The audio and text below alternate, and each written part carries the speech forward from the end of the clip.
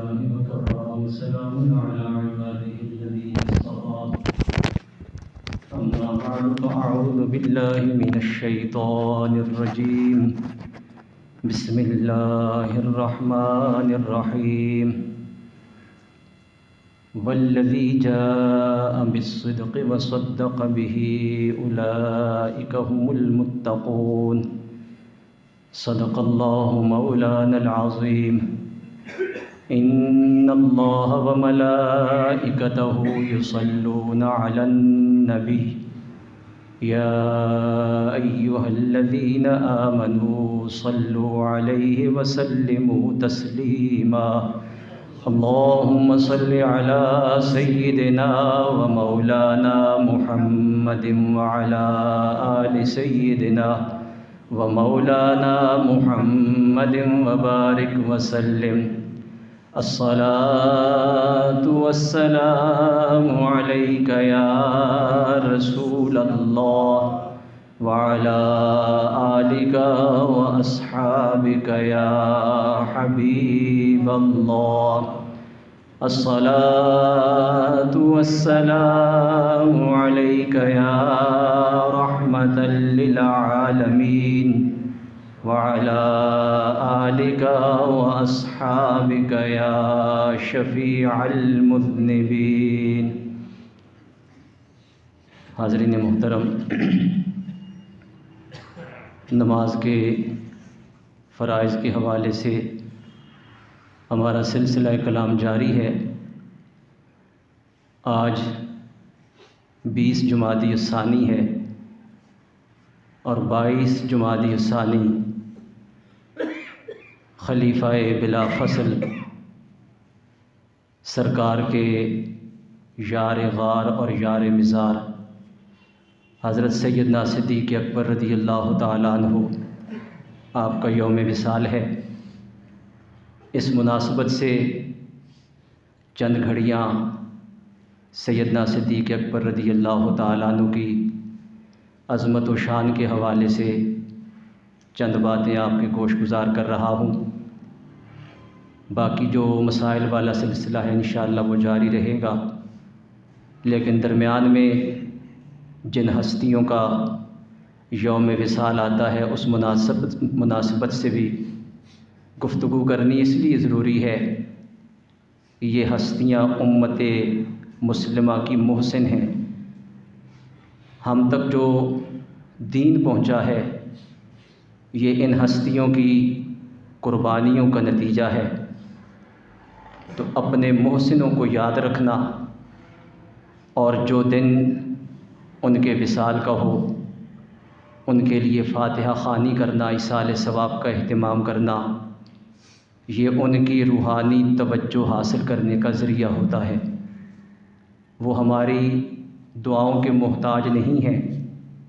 انہیں اللہ رب العزت نے جو مراتب عطا فرما دیے ہیں، ہماری دعاؤں میں ان کے درجات میں بلندی اور اضافہ نہیں ہوتا، لیکن جب ہم ان کے لیے دعا کرتے ہیں اللہ رب العزت اپنے مقبولوں کے صدقے دعا کرنے والوں پہ کرم فرما دیتا ہے. سیدنا صدیق اکبر رضی اللہ تعالیٰ عنہ کو اللہ رب العزت نے جو شرف عطا فرمایا، جو شان عطا فرمائی، اس کے بارے میں ہمارے علماء نے لکھا ہے کہ سارے پیغمبروں کے بعد، سارے نبیوں کے بعد، پوری انسانیت میں پہلی امتوں میں بھی اور اس امت میں بھی انبیاء کرام علیہم الصلاۃ والسلام کے بعد اللہ رب العزت نے جو سب سے افضل رتبہ عطا فرمایا ہے وہ سیدنا صدیق اکبر رضی اللہ تعالی عنہ کو عطا فرمایا ہے. افضل الانبیاء بعد الرسل، اعلیٰ حضرت کے خطبے میں ہے کہ افضل الانبیاء بعد الرسل بالتحقیق امیر المومنین سیدنا صدیق اکبر رضی اللہ تعالیٰ عنہ ہے. سارے نبیوں کے بعد، سارے رسولوں کے بعد، ساری امتوں میں یہ آپ جانتے ہیں کہ یہ امت باقی ساری امتوں سے افضل ہے. جب یہ امت باقی امتوں سے افضل ہے تو حضرت صدیق اکبر رضی اللہ تعالیٰ عنہ انبیاء کے بعد اس امت میں بھی اور پہلی ساری امتوں میں بھی سب سے افضل اور اعلیٰ ہیں۔ اللہ رب العزت نے کئی خصوصیات آپ کو عطا فرمائی ہیں۔ آپ کا ایک لقب ہے صدیق۔ اہل لغت نے اس کا کیا معنی لکھا ہے، صوفیاء کیا فرماتے ہیں، صدیق کسے کہا جاتا ہے، اس کے متعلق میں کچھ عرض کرنا چاہتا ہوں، لیکن اس سے پہلے یہ بات عرض کروں کہ اللہ رب العزت نے آپ کو کئی خصوصیات عطا فرمائی ہیں۔ اہل سنت کے ایک بہت بڑے عالم گزرے ہیں، علامہ ابو الحسنات شاہ صاحب رحمۃ اللہ علیہ۔ انہوں نے واقعہ کربلا کے حوالے سے ایک کتاب لکھی ہے، اوراق غم۔ اس کتاب میں انہوں نے سرکار کے پیارے نواسوں کا ذکر کیا، حضرت امام حسین رضی اللہ تعالیٰ عنہ کا ذکر کیا، کربلا کے مختلف موضوعات کو بیان کیا۔ اپنی اس کتاب میں علامہ ابو الحسنات شاہ صاحب رحمۃ اللہ علیہ نے خلفائے راشدین کا ذکر بھی کیا، 4 خلفائے اربع، ان کے کچھ حالات بھی بیان فرمائے۔ سیدنا صدیق اکبر رضی اللہ تعالیٰ عنہ کا ذکر کرتے ہوئے انہوں نے علامہ قسطلانی کے حوالے سے ایک بڑی پیاری بات ارشاد فرمائی ہے۔ علامہ قسطلانی بہت بڑی علمی شخصیت ہوئے ہیں، بخاری شریف کے شارح ہوئے ہیں، انہوں نے بخاری شریف کی شرح لکھی ہے۔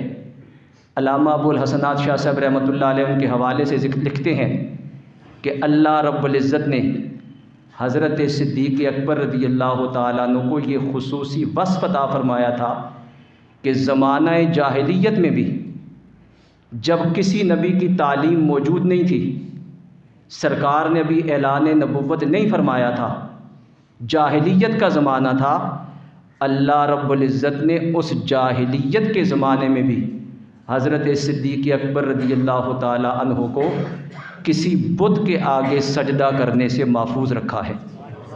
آپ نے زمانہ جاہلیت میں بھی کبھی کسی بت کے آگے سجدہ نہیں کیا، بلکہ علامہ قسطلانی کے حوالے سے لکھتے ہیں کہ حضرت صدیق اکبر رضی اللہ تعالیٰ عنہ بچپن ہے، جب چلنے پھرنے کے قابل ہوئے تو اولاد والدین جس طریقے پہ ہوتے ہیں وہ چاہتے ہیں کہ ہماری اولاد بھی اسی طریقے پہ چلے، جو ہمارا عقیدہ ہے اپنی اولاد کو بھی وہ سکھایا جائے۔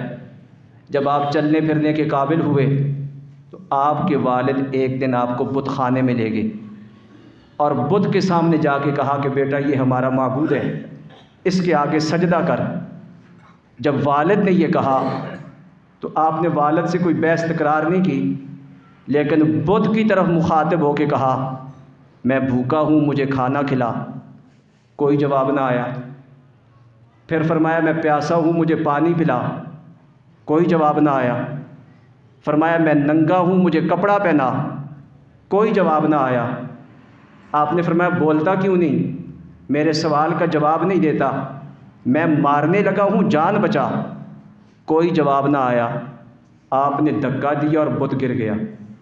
جب بت گرا تو والد نے دیکھا، ان کا توبہ توبہ، ہمارے معبود کی اتنی گستاخی، آج تک یہ سوال جواب کسی نے نہیں کیے اور ایسا طرز عمل کسی نے اختیار نہیں کیا کہ ہمارے خدا کو گرا دیا ہے۔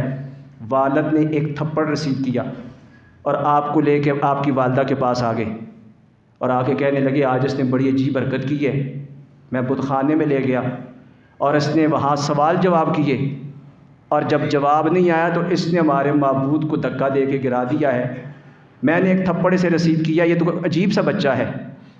جب آپ کے والد نے آپ کی والدہ سے یہ کہا، علامہ ابو الحسنات شاہ صاحب لکھتے ہیں علامہ قسطلانی کے حوالے سے کہ والدہ نے کہا اے ابو قحافہ اس بچے کو چھوڑ دو، اللہ رب العزت نے پتہ نہیں اس سے کون سا کام لینا ہے، مجھے یاد نہیں رہا جب اس کی ولادت ہوئی تھی تو میں نے ایک غیبی آواز سنی تھی، آواز آ رہی تھی، بولنے والا نظر نہیں آ رہا تھا۔ انہوں نے کہا کون سی آواز سنی تھی؟ آپ کی والدہ کہنے لگیں جب یہ بچہ پیدا ہوا اس وقت کوئی منادی، کوئی ندا دینے والا کہہ رہا تھا یا امت اللہ بالتحقیق ابشر بولد العتیق، او اللہ کی بندی خوش ہو جا، تجھے اللہ نے ایک عتیق بیٹا عطا کر دیا ہے۔ عتیق بھی آپ کا ایک لقب ہے۔ تجھے اللہ نے ایک عتیق بیٹا عطا کر دیا ہے، اسمہ فی السماء صدیق، آسمانوں میں اس کا نام صدیق ہے۔ اور پھر ان کے بارے میں بولنے والے نے کہا کہ یہ محمد صلی اللہ علیہ وآلہ وسلم کا ساتھی اور رفیق ہوگا۔ اب مجھے پتہ نہیں محمد کون ہے، اس وقت تو سرکار نے اعلان نبوت نہیں فرمایا تھا۔ سرکار حضرت صدیق اکبر سے 2 سال بڑے ہیں، ویسے بھی سرکار بڑے ہیں، عمر میں بھی 2 سال بڑے ہیں۔ 63 سال کی عمر ہوئی تو سرکار دنیا سے تشریف لے گئے، اور سرکار کے تشریف لے جانے کے بعد حضرت صدیق اکبر رضی اللہ تعالیٰ عنہ خلیفہ بنے۔ 2 سال 3 مہینے اور چند دن آپ نے خلافت کی، اور جب آپ کی عمر بھی پورے 63 سال ہوئی تو رب نے آپ کو بھی اپنی بارگاہ میں بلا لیا۔ خلفائے ثلاثہ میں سے حضرت صدیق اکبر رضی اللہ تعالیٰ عنہ، آپ کی عمر بھی 63 سال، حضرت فاروق اعظم رضی اللہ تعالیٰ عنہ، آپ کی عمر بھی 63 سال ہوئی ہے، حضرت مولا علی کرم اللہ وجہ الکریم، آپ کی عمر بھی 63 سال ہوئی ہے۔ صرف حضرت عثمان غنی رضی اللہ تعالیٰ عنہ، آپ کی عمر تقریباً 80 سال ہوئی ہے۔ باقی یہ جو تینوں خلفاء تھے، اللہ رب العزت نے جتنی ظاہری زندگی اپنے محبوب کو عطا فرمائی، محبوب کے غلاموں کو بھی اتنی ہی عطا فرمائی۔ تو سرکار کے وصال کے بعد 2 سال اور چند مہینے آپ نے خلافت کی۔ جب 63 سال عمر ہوئی، اللہ رب العزت نے آپ کو اپنی بارگاہ میں بلا لیا۔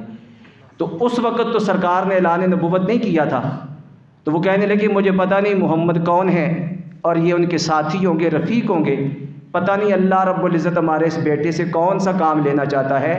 اے ابو قحافہ سختی نہ کرو، اس کو اس کے حال پہ چھوڑ دو۔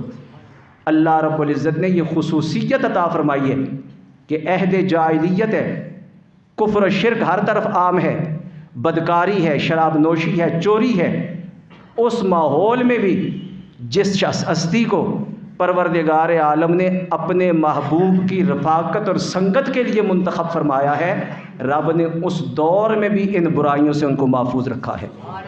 یہ کچھ اور صحابہ کی بھی خصوصیت ہے۔ سیدنا حضرت علی کرم اللہ وجہ الکریم، آپ کی بھی یہ خصوصیت ہے کہ آپ نے بھی کبھی کسی بت کے آگے سجدہ نہیں کیا، اس لیے جب ان کا نام لیا جاتا ہے تو کہا جاتا ہے کرم اللہ وجہ الکریم، وہ چہرہ جسے اللہ نے عزت عطا فرمائی ہے۔ تو ان کے چہرے کو اللہ نے عزت عطا فرمائی۔ علماء نے کئی مفہوم لکھے ہیں، ایک یہ بھی لکھا ہے کہ سیدنا حضرت علی کرم اللہ وجہ الکریم وہ مبارک ہستی ہیں جن کے چہرے کو رب نے یہ عزت عطا فرمائی کہ انہوں نے کبھی کسی بت کے آگے سجدہ نہیں کیا، اور یہی خصوصیت پروردگار عالم نے اپنے محبوب کے اس جان نثار غلام کو بھی عطا فرمائی، حضرت صدیق اکبر رضی اللہ تعالیٰ عنہ کو۔ آپ کی ایک اور خصوصیت بھی ہے، وہ یہ کہ آپ نے صرف سرکار کے دست مبارک پہ بیعت کی ہے، سرکار کے علاوہ کسی کے ہاتھ پہ آپ نے بیعت نہیں کی۔ یہ خصوصیت سیدنا صدیق اکبر رضی اللہ تعالیٰ عنہ کی ہے۔ باقی جتنے صحابہ تھے انہوں نے سرکار کے دست مبارک پہ بھی بیعت کی، حضرت صدیق اکبر رضی اللہ تعالیٰ عنہ کے ہاتھ پہ بھی بیعت کی۔ حضرت عمر نے سرکار کی بیعت بھی کی، حضرت صدیق اکبر کی بھی کی، حضرت عثمان نے حضرت عمر، حضرت صدیق اکبر، سرکار سب کی بیعت کی۔ حضرت مولا علی نے ان تینوں کی بیعت کی اور سرکار کی بھی بیعت کی۔ حضرت صدیق اکبر کی یہ شان ہے کہ آپ نے صرف سرکار کے علاوہ کسی کی بیعت نہیں کی، سب نے آپ کی بیعت کی اور سب نے آپ کو اپنا امام تسلیم کیا ہے۔ نعرہ تکبیر، نعرہ رسالت۔ سیدنا صدیق اکبر رضی اللہ تعالیٰ عنہ کو اللہ رب العزت نے کئی خصوصیات سے نوازا ہے۔ اس امت کے سرکار کے بعد پہلے امام سرکار کی حیات ظاہری میں جنہوں نے مسجد نبوی میں جلیل القدر صحابہ کو نمازیں پڑھائیں، 17 نمازیں سرکار کی حیات ظاہری میں حضرت صدیق اکبر نے صحابہ کو پڑھائی ہیں، اور سرکار نے اپنی حیات ظاہری میں آپ کو اپنے مصلی پہ کھڑا کر کے بتا دیا میرے وصال کے بعد امت کا امام اگر کوئی ہوگا تو حضرت صدیق اکبر رضی اللہ تعالیٰ عنہ کی۔ ساری امت میں سب سے افضل، سب سے اعلیٰ رتبہ رب نے آپ کو عطا فرمایا ہے۔ آپ کا ایک لقب ہے صدیق۔ صدیق کسے کہا جاتا ہے؟ اس نام نے شہرت پائی، آپ کے لقب نے، جب آپ کا یہ لقب صدیق ہوا تو پوری دنیا میں شہرت پھیل گئی۔ امام جلال الدین سیوطی رحمۃ اللہ علیہ تاریخ الخلفاء میں اس کی تاریخی حیثیت بیان کرتے ہوئے فرماتے ہیں کہ صدیق بہت ہوئے ہیں، لیکن صدیق اکبر صرف حضرت صدیق اکبر رضی اللہ تعالیٰ ایک ہی ہوئے ہیں۔ اور یہ لقب کیسے مشہور ہوا؟ فرماتے ہیں کہ سرکار جب معراج سے واپس تشریف لائے، اللہ رب العزت نے حکم دیا، محبوب یہ شرف یہ شان ہم نے آپ کو عطا فرمائی ہے، لوگوں کے سامنے بیان کرو کہ رات کے تھوڑے سے حصے میں مسجد حرام سے مسجد اقصیٰ، پھر آسمانوں پہ، پھر اس سے بھی اوپر میں چلا گیا اور میں نے یہ کچھ دیکھا، یہ بیان کرو۔ عرض کی مالک میں بیان کروں گا، یہ تو پہلے ہی مخالف ہیں، اور یہ مخالفت میں مزید اضافہ ہو جائے گا، مانے گا کون؟ آسمانوں میں کوئی گیا نہیں، میں دلیل بھی دوں گا تو انہوں نے کوئی چیز دیکھی نہیں، یہ نہیں مانیں گے، مخالفت میں اضافہ ہوگا، میری اس بات کو مانے گا کون؟ ارشاد فرمایا محبوب اور کوئی مانے یا نہ مانے صدیق ضرور مانے گا۔ سبحان اللہ، اللہ اکبر، نعرہ رسالت یا رسول اللہ، نعرہ حیدری یا علی۔ جب سرکار نے یہ بیان فرمایا، ابو جہل کے کان میں آواز پڑی، وہ دوڑا دوڑا حضرت صدیق اکبر رضی اللہ تعالیٰ عنہ کے پاس گیا، جا کے دستک دیا، آپ باہر تشریف لائے، کہنے لگا اگر کوئی یہ کہے کہ میں رات کے تھوڑے سے حصے میں مسجد حرام سے مسجد اقصیٰ گیا ہوں، کیا مان لو گے؟ آپ نے فرمایا نہیں مانوں گا، وہ تو 1 مہینے کی مسافت ہے۔ کہنے لگا اگر کوئی کہ مسجد اقصیٰ سے آسمانوں پہ گیا ہوں، جنت و دوزخ کو دیکھا ہے، پھر واپس بھی آ گیا ہوں، کوئی کہے تو مان لو گے؟ فرمایا نہیں مانوں گا۔ کہنے لگا اگر تیرا ساتھی جس کا تو کلمہ پڑھتا ہے، سرکار کا کہنے لگا، وہ کہیں، آپ نے فرمایا وہ کہیں تو مان لوں گا، کوئی اور کہے تو نہیں مانوں گا، لیکن سرکار کہیں تو مان لوں گا۔ کہنے لگا ابو بکر تجھے تو بڑا میں ذی عقل سمجھتا تھا، بڑا دانا سمجھتا تھا، تو ان کی اس بات کی بھی تصدیق کرے گا؟ آپ نے فرمایا نادان، میرے آقا تو آقا ہیں، میں تو سرکار کے اس فرمان کی بھی تصدیق کرتا ہوں۔ سرکار فرماتے ہیں جبریل امین سدرۃ المنتہا سے دن رات میں کئی مرتبہ میرے پاس آتے ہیں، جبریل امین میرے آقا کے خادم ہیں، غلام ہیں، اگر وہ 24 گھنٹوں میں کئی دفعہ میرے آقا کی خدمت میں آ سکتے ہیں تو ایک مرتبہ میرے آقا تشریف لے جائیں تو اس میں کون سی تعجب کی بات ہے؟ میں تو ان کے غلام کے آنا جانا مانتا ہوں، اگر آقا تشریف لے جائیں تو یہ باعث تعجب میرے لیے نہیں ہے۔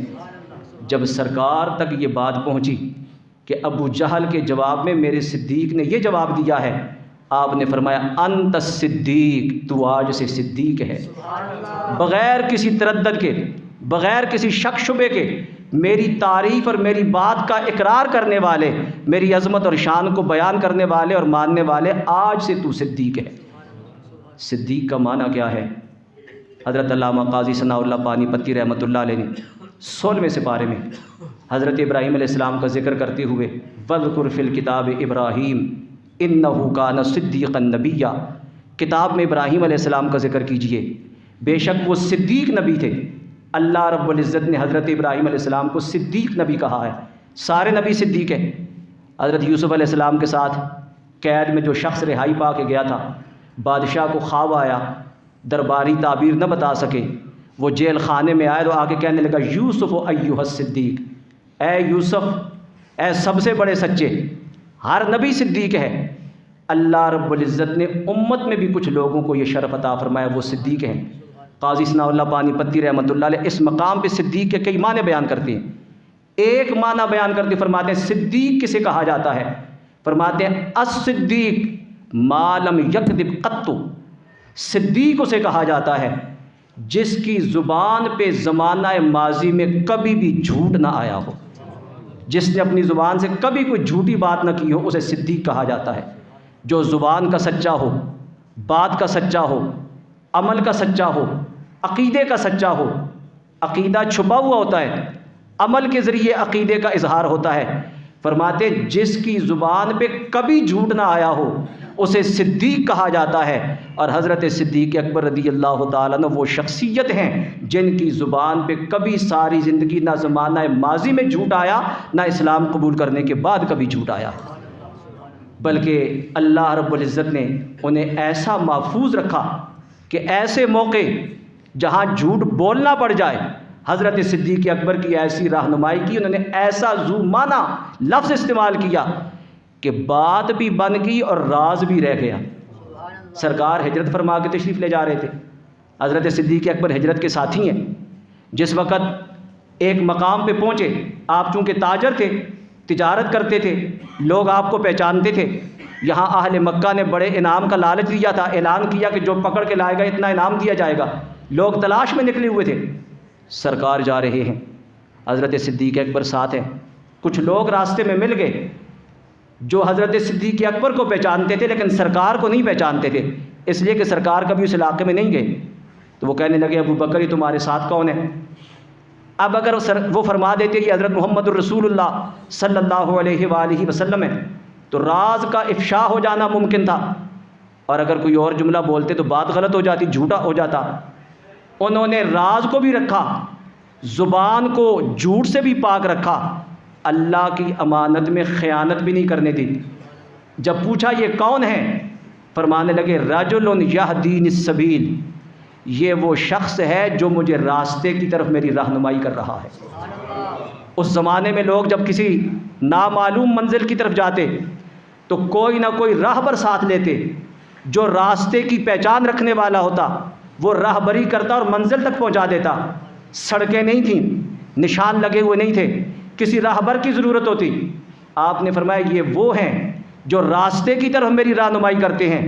انہوں نے سمجھا کسی منزل کی طرف جا رہے ہیں اور راستے کا پتہ نہیں، اور جانے والا راستے سے واقف ہے، وہ زمین کا راستہ سمجھ رہے تھے۔ آپ فرما رہے تھے یہ وہ ہے جو مجھے جنت کا راستہ بتا رہے ہیں۔ ایسا لفظ بولا کہ راز بھی راز رہا، امانت میں خیانت بھی نہیں ہوئی، اور زبان جھوٹ سے بھی پاک رہی۔ فرمانے لگے یہ وہ ہیں جو صحیح راستے کی طرف میری رہنمائی کر رہے ہیں۔ حضرت قاضی ثناء اللہ پانی پتی فرماتے صدیق اسے کہا جاتا ہے جس کی زبان پہ زمانہ ماضی میں بھی کبھی جھوٹ نہ آیا ہو اور اس نے ساری زندگی کبھی جھوٹ نہ بولا ہو۔ امام رازی علیہ رحمت نے صادق اور صدیق کا معنی کرتے ہوئے سورہ احزاب کی ابتدا میں آپ نے فرمایا صادق اور صدیق دو لفظوں کا معنی کرتے ہوئے بڑی پیاری بات ارشاد فرمائی ہے۔ فرماتے ہیں صادق کون ہوتا ہے؟ حضرت امام رازی علیہ رحمت فرماتے ہیں الصادق یقول و یکون، صادق وہ ہوتا ہے جو واقعے کے مطابق بات کرے، جو ہو رہا ہے یا جو واقعہ ہوا اس کے مطابق بات کرے، اسے صادق کہا جاتا ہے۔ صادق واقعے کا محتاج ہوتا ہے، اس کے مطابق بات کرنے والا صادق ہے۔ اور حضرت رازی فرماتے ہیں صدیق کون ہوتا ہے؟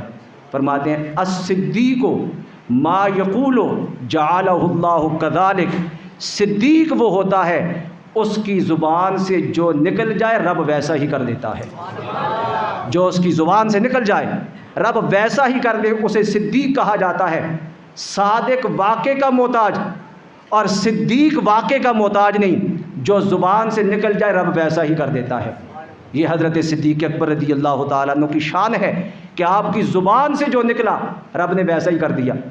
علامہ صفوری نزہۃ المجالس میں بڑا پیارا واقعہ لکھتے ہیں، فرماتے ہیں انصار کی ایک عورت تھی جس کا خامد محنت مشقت کے لیے کہیں باہر گیا ہوا تھا۔ اس کے گھر میں کھجور کا ایک درخت تھا۔ رات اس عورت نے خواب دیکھا کھجور کا درخت گر گیا، اور کچھ لوگ خواب کا خود ہی کوئی نہ کوئی اس کی تعبیر اخذ کر لیتے ہیں۔ اس نے سمجھا کھجور کا درخت گرا ہے، یہ اشارہ ہے میرا خامد فوت ہو گیا ہے۔ یہ تعبیر اس نے کھجور کے درخت کو گرنے سے اپنے خامد کے فوت ہونے کی یہ تعبیر سمجھی، اور تعبیر صحیح سمجھی۔ صبح سرکار کی بارگاہ میں حاضر ہوئی، عرض کی آقا میرے گھر میں کھجور کا درخت ہے، میرا خامد باہر گیا محنت مشقت کے لیے، کھجور کا درخت گر گیا ہے، مجھے ایسے معلوم ہوتا ہے میرا خامد فوت ہو گیا ہے۔ رو بھی رہی ہے، پریشان بھی ہے۔ جب سرکار نے اس کی بات اور تعبیر سنی، سرکار نے فرمایا صبر کر۔ جب سرکار نے یہ فرمایا صبر کر، وہ سمجھی سرکار نے بھی تائید فرما دی، باقی فوت ہو گیا۔ اب سرکار نے بھی فرما دیا صبر کر۔ باہر نکلی روتی ہوئی پریشان تھی۔ آگے سے سیدنا صدیق اکبر رضی اللہ تعالیٰ تشریف لائے، فرمایا کیوں روتی ہو، کیوں پریشان ہو؟ سارا واقعہ عرض کیا کہ میں نے یہ تعبیر سمجھی تھی اور سرکار نے بھی یہ فرمایا صبر کر، تو معلوم ہوتا ہے ایسا ہی ہو گیا ہے۔ آپ نے فرمایا پریشان نہ ہو جا، رات کو تیرا خامد آ جائے گا۔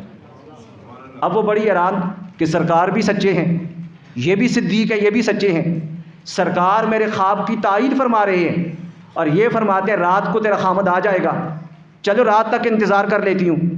علامہ صفوری لکھتے ہیں وہ گھر آئی، رات کو انتظار کرنے لگی، عشاء کے وقت اس کا خامد آ گیا۔ جب خامد آ گیا صبح سے لے کے سرکار کی بارگاہ میں حاضر ہوئی، عرض کی آقا میں نے یہ خواب دیکھا تھا، یہ تعبیر عرض کی تھی، آپ نے تائید فرما دی تھی، حضرت صدیق اکبر نے مجھے یہ فرمایا رات کو آ جائے گا، یہ آ گیا ہے، معاملہ کیا ہے؟ حضرت جبریل امین حاضر ہوئے، عرض کی آقا واقعہ وہی تھا جو آپ نے فرمایا، یہ فوت ہو گیا تھا لیکن آپ کے یار غار اور یار مزار کے زبان سے نکل گیا، وہ رات کو آ جائے گا، رب نے دوبارہ اسے زندگی عطا فرما دی۔ نعرہ تکبیر، اللہ اکبر۔ نعرہ رسالت، شان حضرت ابوبکر صدیق زندہ باد۔ حضرت راضی نے جو معنی بیان فرمایا کہ صدیق اسے کہا جاتا ہے جو اس کی زبان سے نکل جائے رب ویسا ہی کر دیتا ہے۔ حضرت صدیق اکبر رضی اللہ تعالیٰ عنہ کو پروردگار عالم نے یہ شان، یہ شرف عطا فرمائی۔ اللہ رب العزت نے اس امت میں بھی اور پہلی امتوں میں بھی انبیاء کے بعد سب سے بلند مرتبہ حضرت صدیق اکبر رضی اللہ تعالیٰ عنہ کو عطا فرمایا ہے۔ قاضی ثناء اللہ پانی پتی علیہ رحمت نے تفسیر مظہری میں قرآن مجید کے 5ویں سپارے میں جہاں اللہ تعالیٰ نے اپنے مقربین کے درجات بیان فرمائے، اس آیت کی تفسیر میں بڑی پیاری بات ارشاد فرمائی، پروردگار عالم نے جنہیں اپنا مقبول بنایا، مقرب بارگاہ بنایا، ان کا ذکر کرتے فرمایا اولئک مع الذین انعم اللہ علیہم من النبیین والصدیقین والشہداء والصالحین وحسن اولئک رفیقا۔ پروردگار عالم فرماتا ہے یہ وہ لوگ ہیں جن پہ میں نے انعام کیا، انبیاء ہیں، صدیقین ہیں، شہداء ہیں، صالحین یعنی اولیاء ہیں، اور یہ جنت میں کتنے اچھے ساتھی ہوں گے۔ قاضی ثناء اللہ پانی پتی فرماتے ہیں رب نے جن 4 گروہوں کو اپنی بارگاہ کا مقبول بنایا ہے، مقرب بارگاہ بنایا ہے، پہلا درجہ انبیاء کو عطا فرمایا، اور انبیاء کے بعد جو دوسرا مقام اور مرتبہ ہے وہ صدیقین کو عطا فرمایا ہے۔ نبوت کے بعد درجہ صدیقیت کا ہے، اور صدیقیت کے بعد شہادت کا درجہ ہے، اور شہادت کے بعد پھر صالحیت اور ولایت کا درجہ ہے۔ قاضی ثناء اللہ پانی پتی فرماتے ہیں جس ترتیب سے رب نے یہ مراتب بیان فرمائے، یہ درجات بلند بیان فرمائے ہیں، اللہ رب العزت نے فضیلت کی ترتیب بھی یہی رکھی ہے۔ جس ترتیب سے یہ بیان فرمائے فضیلت کی ترتیب بھی ہے، سب سے افضل انبیاء ہیں، اور انبیاء کے بعد دوسرے نمبر پہ اگر پوری امت میں درجہ کسی کا بلند مرتبہ ہے وہ صدیقین ہیں، اور صدیقین بہت سے ہوئے ہیں، سارے صدیقین میں نبیوں کے بعد پروردگار عالم نے صدیق اکبر کو عرفہ اور اعلیٰ شان عطا فرمائی ہے۔ کچھ لوگ اس غلط فہمی کا شکار ہوئے ہیں، اس دور میں اپنی اپنی تحقیق ہے، انہوں نے کہا حضرت صدیق اکبر رضی اللہ تعالیٰ عنہ کو ملکی نظام چلانے میں بڑی مہارت حاصل تھی، بڑی قابلیت حاصل تھی، تو وہ ملکی نظام چلانے میں سیاست میں ان کا درجہ افضل ہے، لیکن ولایت میں مولا علی رضی اللہ تعالیٰ عنہ کا درجہ افضل ہے۔ وہ کہتے ہیں روحانی طور پہ حضرت علی رضی اللہ تعالیٰ عنہ کا درجہ افضل ہے، لیکن یہ تحقیق درست نہیں ہے۔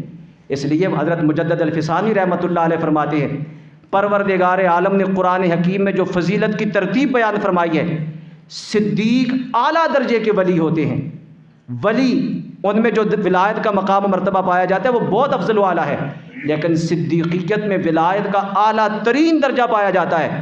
مکتوبات شریف میں حضرت مجدد الفسانی علیہ رحمت نے بڑی پیاری بات لکھی ہے، آپ فرماتے ہیں مقام صدیقیت بالا ترست مقام ولایت، مقام صدیقیت ولایت سے بہت افضل اور اعلیٰ مقام ہے، وہ بھی ولی ہیں، یہ صالحین بھی ولی ہیں، لیکن صدیقیت میں ولایت نہایت اعلیٰ درجے کی پائی جاتی ہے۔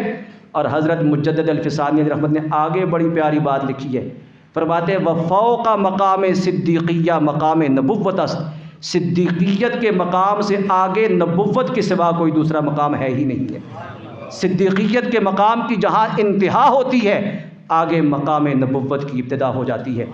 اور حضرت مجدد الفسانی نے آگے بڑی پیاری بات لکھی، فرماتے ہیں پروردگار عالم نے وحی کے ذریعے اپنے محبوب کو جو فیوز و برکات عطا فرمائے، جو روحانیت اور نورانیت وحی کے ذریعے اپنے محبوب کو عطا فرمائی، اللہ رب العزت نے وہی روحانیت الہام کے ذریعے حضرت صدیق اکبر کو عطا فرما دی۔ فرق یہ ہے، سرکار کو منصب نبوت پہ فائز فرمایا، آپ کو منصب نبوت پہ تو فائز نہیں فرمایا، لیکن اللہ رب العزت نے محبوب کے سینے میں جو فیوز و برکات رکھے تھے، پروردگار عالم نے الہام کے ذریعے وہ سارے فیوز و برکات حضرت صدیق اکبر کے سینے میں رکھ دیے ہیں۔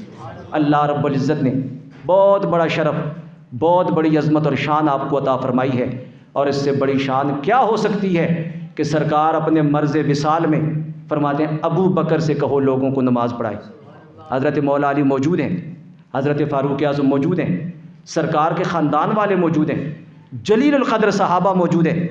سرکار پہ غشی کی کیفیت آ رہی تھی، استغراق کی کیفیت آ رہی تھی۔ جب تھوڑی دیر کے بعد وہ کیفیت ختم ہوئی، فرمایا صحابہ نے نماز پڑھ لی ہے؟ عرض کی آقا نہیں پڑھی۔ فرمایا ابو بکر سے کہو لوگوں کو نماز پڑھائے۔ عرض کی آقا وہ بڑے نرم دل ہیں، آپ کے مصلے پہ کھڑے ہوں گے، آپ کو موجود نہیں پائیں گے تو وہ نماز نہیں پڑھا سکیں گے، رو رو کے ان کی حالت غیر ہو جائے گی، اس لیے حضرت عمر سے کہہ دیں، وہ تھوڑے مضبوط دل کے مالک ہیں، یا کسی اور سے کہہ دیں۔ آپ نے تیسری مرتبہ بھی فرمایا ابو بکر سے کہو لوگوں کو نماز پڑھائے۔ جب پھر یہی عرض کی گئی تو سرکار نے فرمایا یأب اللہ والمؤمنون، نہ اللہ اس کو پسند کرتا ہے، نہ مومن اس کو پسند کرتے ہیں کہ کسی مجلس میں ابو بکر موجود ہو اور اس کی موجودگی میں پھر کوئی اور امام بن جائے۔ اس کو اللہ بھی پسند نہیں کرتا اور مومن بھی پسند نہیں کرتے، اس لیے ابو بکر سے کہو نماز پڑھائے۔ آپ کو کہا گیا، آپ نے نماز پڑھائی، 17 نمازیں پڑھائیں۔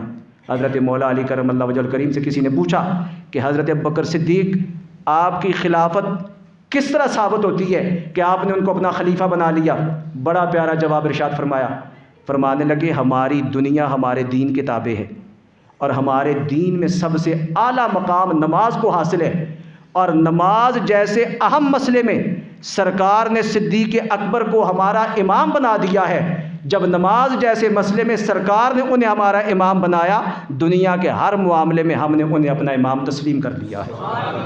یہ آج جو اختلاف پیدا کیا جا رہا ہے، یہ لوگوں کی من گھڑت باتیں ہیں، ان میں کوئی اختلاف نہیں، ان میں بڑی محبت ہے، بڑا پیار ہے، وہ ایک دوسرے کا بڑا ادب کرنے والے ہیں۔ حفظ مراتب کی پرواہ نہ کرنا یہ گمراہی ہے، بے دینی ہے۔ اللہ رب العزت نے نبیوں کے بعد، پیغمبروں کے بعد سارے انسانوں میں جو سب سے افضل اور اعلیٰ مقام عطا فرمایا وہ حضرت صدیق اکبر رضی اللہ تعالیٰ عنہ کو عطا فرمایا۔ اعلیٰ حضرت نے یہی فرمایا ہے، افضل الانبیاء بعد الانبیاء، افضل البشر بعد الانبیاء بالتحقیق امیر المومنین سیدنا صدیق اکبر رضی اللہ تعالیٰ عنہ ہے۔ ہمارے عقائد کی کتابوں میں بھی یہی لکھا ہوا ہے، ہمارے جملہ صوفیاء اور محدثین نے بھی یہی بیان فرمایا ہے، اہل سنت کا بھی یہی عقیدہ ہے۔ اللہ رب العزت ان کے درجات مزید بلند فرمائے، ہمیں ان کی محبت نصیب فرمائے، ان کے نقش قدم پر چلنے کی توفیق عطا فرمائے۔ وما علینا الا البلاغ۔